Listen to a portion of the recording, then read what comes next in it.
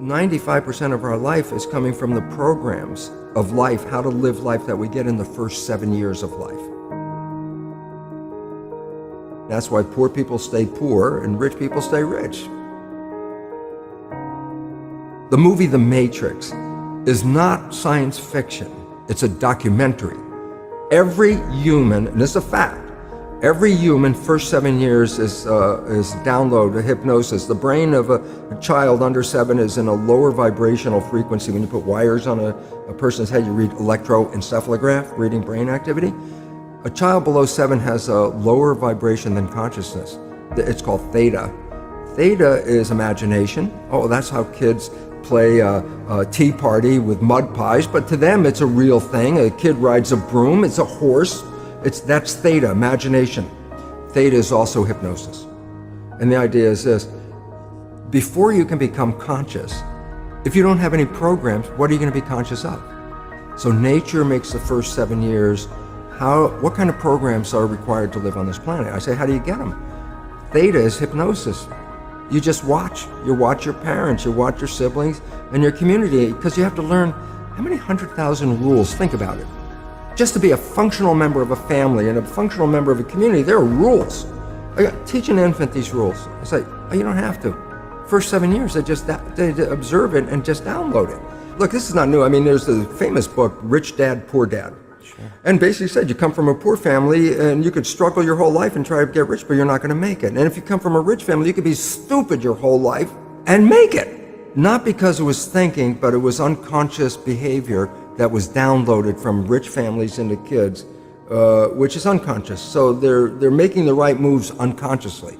If they engage their conscious mind, then they look stupid, but it's unconscious. And that's the same thing with poor people. Poor people have beliefs from the family. Oh, you can't make it, life's a struggle, things are hard, who do you think you are? And if that's the program you get, then 95% of the day you will sabotage yourself. And that's why poor people stay poor and rich people stay rich, because the programming.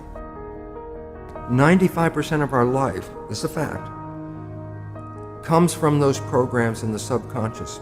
Every day, only about 5% of their life are you using conscious, which is creative.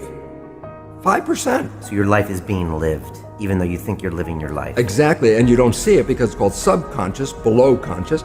And the Jesuits, for 400 years, they were boasting. People didn't understand. They say, give me a child until it's 7 and I will show you the man. They've been saying that for 400 years because they knew 7 years was the program period. And 95% of your life after that will be whatever that program is.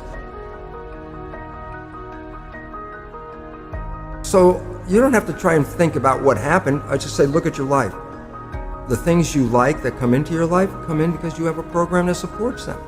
But anything you struggle with, work hard at, put a lot of effort into making it happen, why you're working so hard, inevitably, you have a program that doesn't support that conclusion and you're trying to override the program. So you don't need to do a lot of shrink and psychology stuff. You just look at your life and say, where am I struggling? Because wherever you're struggling, inevitably it's a program in your subconscious that does not support that destination you've been looking for. The conscious mind is creative and can learn in any number of ways. Read a self-help book, go to a lecture, listen to this program, and conscious mind's going to get some awareness. And I go, yeah, but subconscious mind doesn't learn that way. I go, right, it doesn't. Subconscious mind learns in 2 fundamental ways naturally.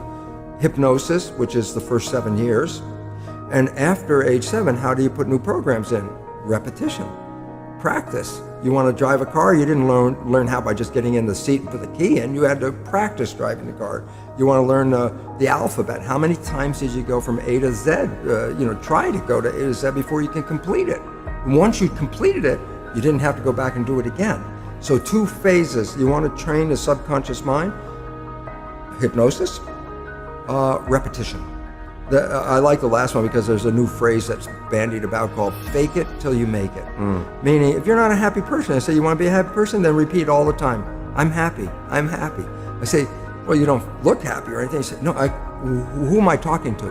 By repetition, I'm talking to subconscious. Okay. If subconscious gets, I am happy, and 95% of your life comes from that subconscious, there will be a point once the subconscious got, I am happy, you don't have to say it again. Okay. It'll be automatic. And that's why we see people do affirmations and gratitude journals and stuff, because if you do that daily, It's repetitive, and that's the secret part. Putting a sticky note on the refrigerator is more like a suggestion, but it's not a repetition. So it doesn't work very well. But you have to do, repetition is a habit. It's making habit. So you got to do something religiously in the sense of repeating it to make it work.